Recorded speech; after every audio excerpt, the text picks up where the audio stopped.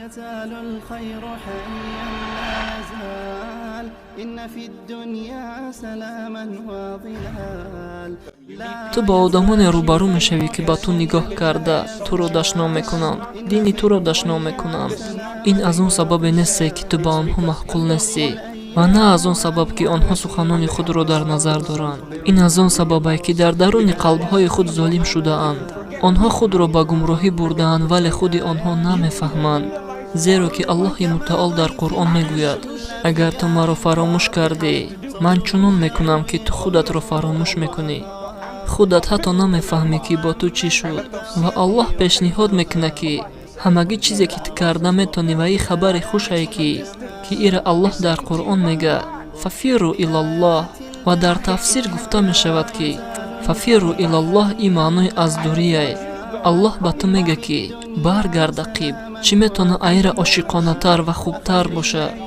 ای بنده من نمیخواهم که تو ایمه بروی، برگرد به نزد من و در حالی که تو توبه میکنی و میگی یا الله مرا ببخش، تو حس میکنی که چی خیلی درونت میسوزه، حس میکنی که چی خیلی در چشم اشکها جمع میشوند، حس میکنی چی خیلی احساسات را در وقت نماز فرا میگیرند.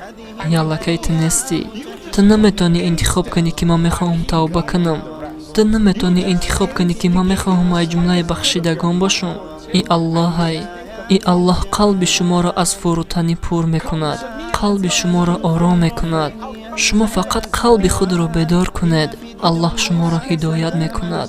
شما فقط یک ذره قلب خود را بیدار کنید به سوی او و او میگوید تو درباره من فکر کن و من درباره تو فکر میکنم. تو به سوی من بیا و من به سوی تو میآیم. تو به سوی من قدم زنان بیا، من به سوی تو دوان میآیم. کی میتونه شما را از گناه دور کنه یا شما را مغفرت کنه غیر الله؟ مؤمنان نباید شبهه برند. من توبه کردم و الله مرا مغفرت کرد. این فرضه، این محاکمه کردن نمیشود. این وظیفه ما و شما باور کردن که اگر من توبه کردم الله مرا مغفرت کرد. فلانی انجینیر، فلانی پروگرامیست، فلانی دکتر، فلانی یک کار کرده میتونه و فلانی دیگر یک کار دیگر میکنه. الله درباره خودش میگه که من توبه شما را قبول میکنم و گناهاتون را مغفرت میکنم.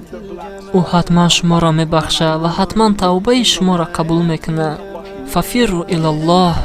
بسوی ما بدو ای بنده ما تو علیکه ایما به حد دور شدی. تو ای پروردگار خودت رو گرداندی، برگرد ای بنده ما به اول بسوی فطر. قلب خودت تازه کن، نقطه های سیاه را ای دل خودت پاک کن، برگرد و من تو را میبخشم. الله میگه من دوست میدارم کسایی را که توبه میکنن. تا زمانی که بنده ما دوام میتیه به سوی ما برگشتن، تا زمانی که بنده ما میفهمه که ما پروردگار بخشاینده ایم. ای ملائکه های ما شاهد باشین که چه گناهی که بنده ما نکرد من میبخشم شه.